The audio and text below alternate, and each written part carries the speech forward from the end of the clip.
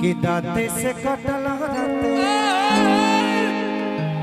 गलिया हो टमाटर जैसे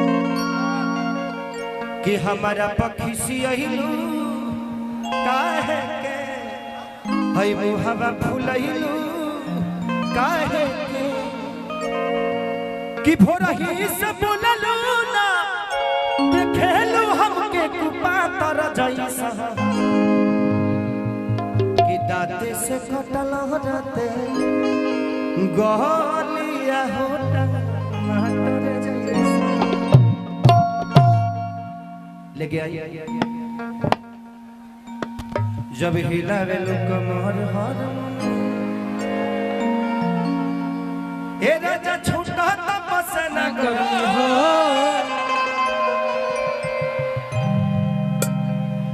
कि पायल भुलाइल बाकी झुमकाए रानी कि बोलत न बाड़ू का बाटे परेशानी कि कहीं तोहर लटकल बा भोरही से लोला हो भोरही से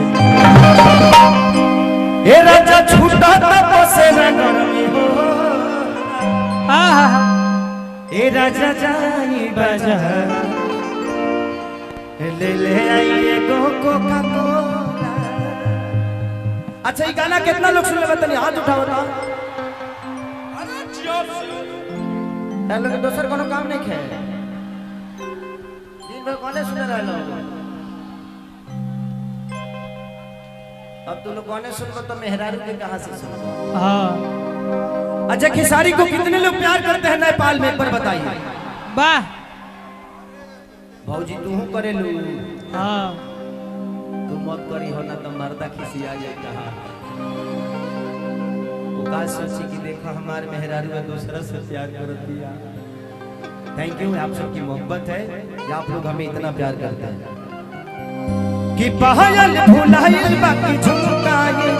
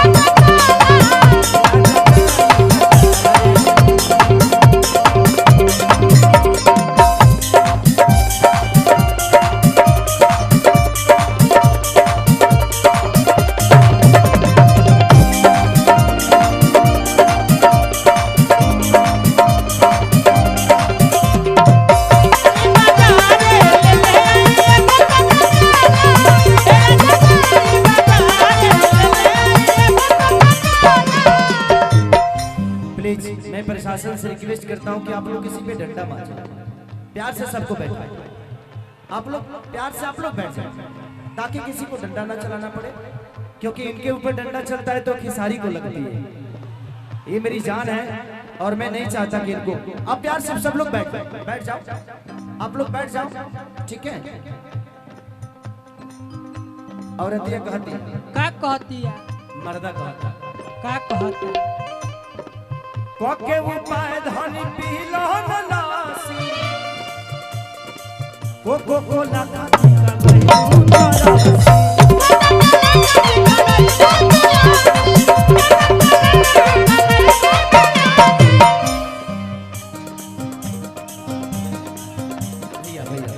आप आएंगे 10 लोग और आएंगे फिर हंगामा यही हो जाएगा स्टेज पे ही हो जाएगा। कहतनी तो हसे तू पीना वो को ना खाती ना कोई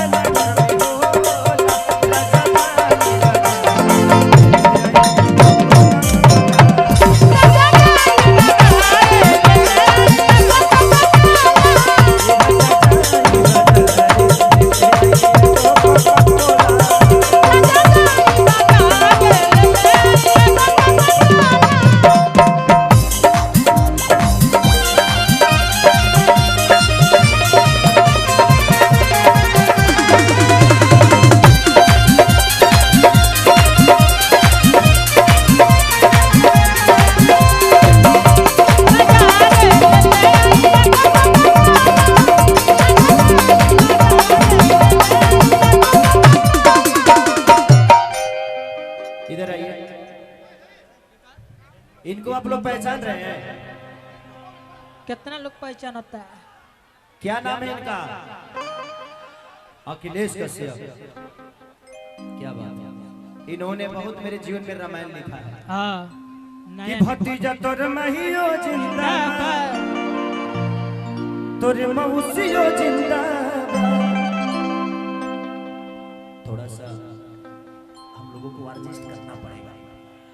हाँ ठीक है, अब एक आदमी के हटाए जाइए ना तो 10 लोग आगे में घुस जाइए सब।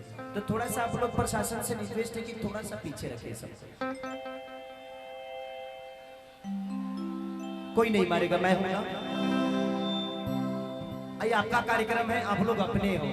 अगर किसी को आप एक डंडा भी मारते हो ना तो आप अपने को मारते हो, अपने आप अपने लोगों को मारते हो। तो इसका ध्यान, और प्रशासन से मेरी रिक्वेस्ट प्लीज आप लोग किसी पे डंडा लाठी मत चलाइए, सबको प्यार से बैठाइए प्लीज। उससे माहौल खराब हो सकता है, क्योंकि आप लोग भी, हम जानते हैं कि आपके पास दायरा है और कुछ भी गड़बड़ होगा तो आपको ही झेलना है। तो इसलिए मैं चाहता हूं कि सबको सलीलता के साथ, सब लोग अपने हैं, प्यारे लोग हैं, ये सब दीवाने हैं खेसरिया के। तो इनको क्या कहा जा सकता है? मैंने अपनी जिंदगी में, मुझे पता ही नहीं था कि शायद एक भैंस चराने वाला आदमी, एक लिट्टी बेचने वाला किसी के घर में नौकर रह के आज इतनी बड़ी उपलब्धि आप सबकी बदौलत खेसारी को मिलेगी। मेरे जीवन में मेरी कमाई जानते हैं क्या है? पैसे नहीं, गाड़ी नहीं, परिवार नहीं, मेरी संपत्ति आप सब है। वाह। मैं जब निकलता हूँ ना तो पता नहीं, मेरी माँ मुझसे पूछेगी कि नहीं बेटा तुम कहाँ जा रहे हो, लेकिन जब निकलता हूँ तो 10 लड़के बोलते भैया कहाँ जा रहे हैं, एक सेल्फी हो जाएगा। तो वो जिंदगी की कमाई है। और मैं हर आदमी को यही बोलता हूँ कि सलीलता ऐसी चीज है, व्यवहार ऐसा चीज है कि जिंदगी में अगर भगवान ने आपको बड़ा किया है, माँ बाप ने बड़ा किया है, तो माँ बाप के प्यार को बड़ा करो, उनके सम्मान को हमेशा अपना कर चलो। शायद माँ बाप की ऐसा आशीर्वाद कब आपको लग जाए, लेकिन आजकल तो जब माँ हमें पैदा करती है तो अपनी सुंदरता का मोह नहीं करती, लेकिन सुंदर लड़की मिलने के बाद हम उस माँ को ही छोड़ देते हैं। तो उसका ध्यान हमें सभी को रखना पड़ेगा। तो अखिलेश कश्यप जी इधर आइए, आइए। इतना जल्दी आपका इंट्रोडक्शन खत्म होने वाला है। ये जब से मेरे जीवन में आए हैं तब से भौचाल आया है मेरे जीवन में, गानों का, संगीत का। इनका पहला गाना मैं गाया था, जानते हैं कौन? कि गोरी तोरी चुनरी बछा जान मारे लहनाई लखनऊआ। उसके बाद तुरंत गाया कि भतीजा तोर महियो जिंदाबाद, तोर मौसियो जिंदाबाद, कि रगड़ा दवाई के बदल कैली कहा जा। उसके बाद इन्होंने अनगिनत गाने मुझे दिए। अभी एक बहुत बढ़िया आपके शहर की लड़की थी जिसके साथ मैंने काम किया था, जिसको मैंने वचन दिया था कि तुम्हारे साथ काम करूंगा, और मैंने किया। सही बात। आज अपने जीवन में अच्छा कर रही है बेचारी, अच्छा कमा रही है, उसका एक नाम हो रहा है। मेरी शुभकामना है उस बच्ची के साथ कि वो और बड़ा हो जाए, उसको कभी कभी तकलीफ ना आए। कि हमारे जान आज हरदी से उसके ही कंपनी का गाना एक और था कि तोरा अखिया के कजरा है जा झगड़ा करा देले बा कि मन करे छोड़ दी हाँ कहिल पढ़ाई गादी हो, गादी हो जाओ एक बार हल्ला करके बताओ हाँ वाह आई लव यू। एगो अभी गाना कल रिलीज हुआ है ब्लू बीट से इनका कि जहां देखता बजा बोलिया बोले त लगला हाँ तो सड़िया काहे खाती लइलू हम भार धनिया ए हमारी जोर जाता एड़ी से कपार धनिया। दुनिया ब्लू बीट से वो ट्रेंडिंग में है। आज मेरा गाना 6 की 7 गाने ट्रेंडिंग में 7 गाने ट्रेंडिंग में है। तो आपका बेटा ऑलवेज आपके आशीर्वाद से हर दिन ट्रेंडिंग में रहता है और नेपाल में 2 नंबर पे ट्रेंडिंग कर रहा है हाँ उधार धनिया। तो इतना प्यार दो पगला कि नेपाल में 1 नंबर पे ट्रेंडिंग करे। आइए।